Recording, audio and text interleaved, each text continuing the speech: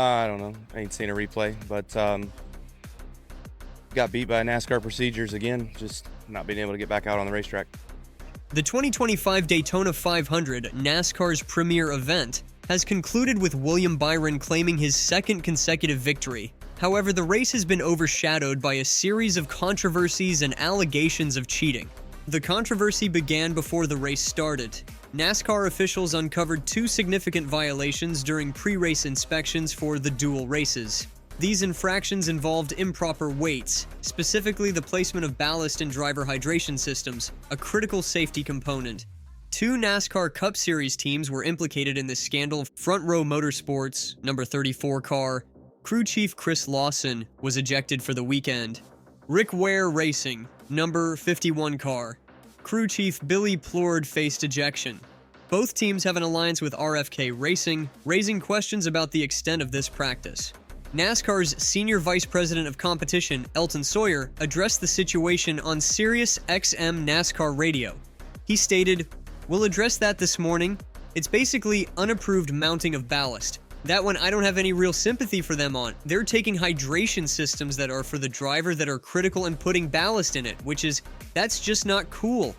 This blatant disregard for safety regulations has raised concerns about the lengths teams are willing to go to gain a competitive edge. NASCAR typically releases a weekly penalty report on Tuesday or Wednesday after an event, so further repercussions may be forthcoming. The controversies did not end with the pre-race inspections. Following William Byron's victory, observant fans noticed something unusual during his celebratory burnout. Byron appeared to intentionally make contact with the wall, leading to widespread speculation about potential rule bending by Hendrick Motorsports.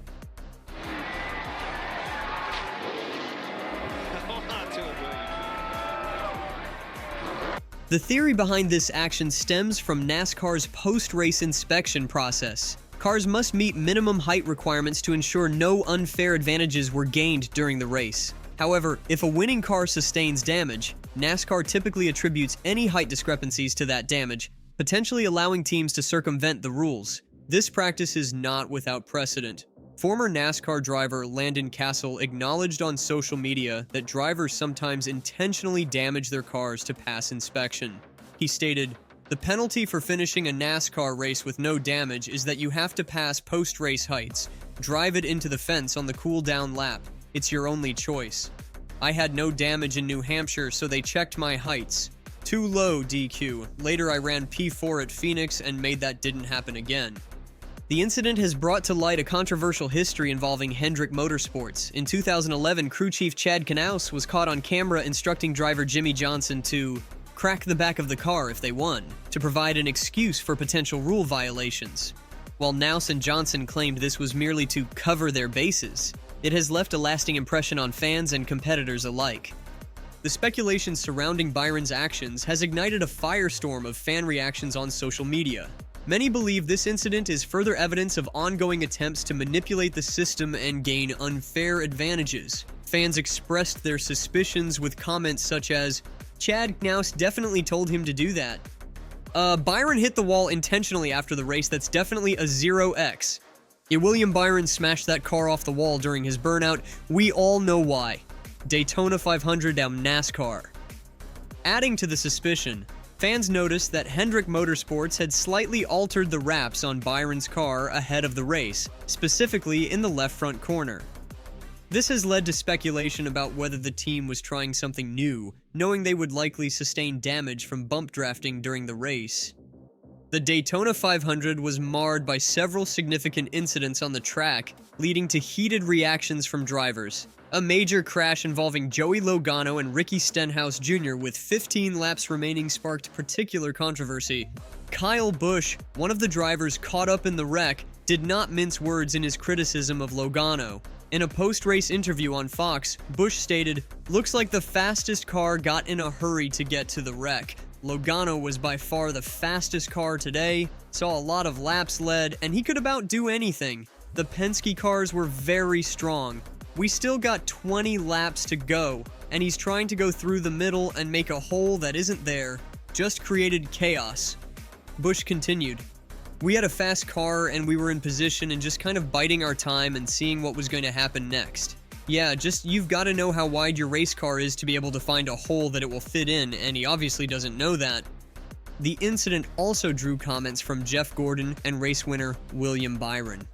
During a post-race interview, when asked about drivers making stupid movements, Gordon responded unprompted, "Joey did," with Byron immediately agreeing, "I'll second that." Even the Daytona 500 broadcast crew recognized the no-win situation created by Logano and Stenhouse.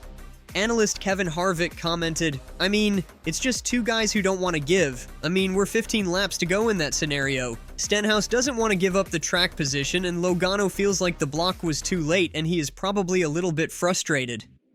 Kyle Busch's frustrations extended beyond the crash itself to NASCAR's race re-entry rules.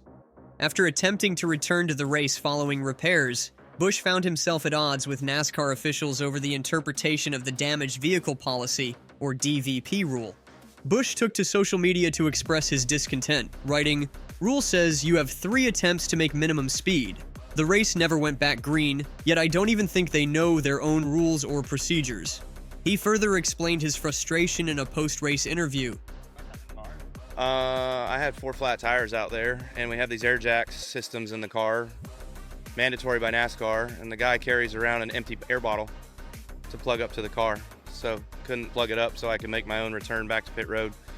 Said I just wanted to push, so they decided for 3 laps to figure out how to hook it up to tow us back in. Towed us into a work area where our guys reviewed the car, looked over the car, didn't see anything massively wrong.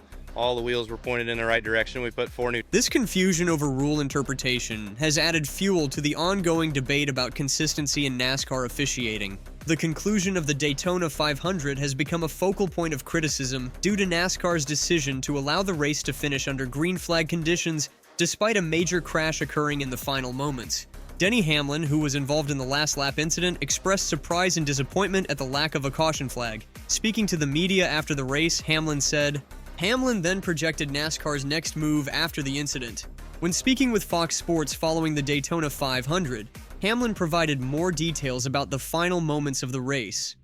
"We didn't have the caution on the first front straightaway spin, and I was like, well, that's the second lease on life to try to get the 2. So I measured up the 2, got a run on him, and stayed with him enough to where I could kind of control what side I wanted to pass him on, and then we had pulled away from the pack slightly, so I knew a run was going to come. The 41st had the run, and I chose not to block him. In these races, you got to live to make it off of turn 4, and we just didn't. I thought that the 41st came down. I'm pushing the 2 down as low as I can, giving the 41 all the space and not stopping his run. I thought he steered left and was trying to crowd it. I understand everyone's trying to go for it and he's going for it, all of us are, but in those situations we got to get off of 4, then we can do this, but we just never made it, and someone else won." NASCAR on Fox. Hamlin's comments highlight the ongoing debate about consistency in NASCAR's officiating, particularly in high-stakes situations like the final laps of their most prestigious race.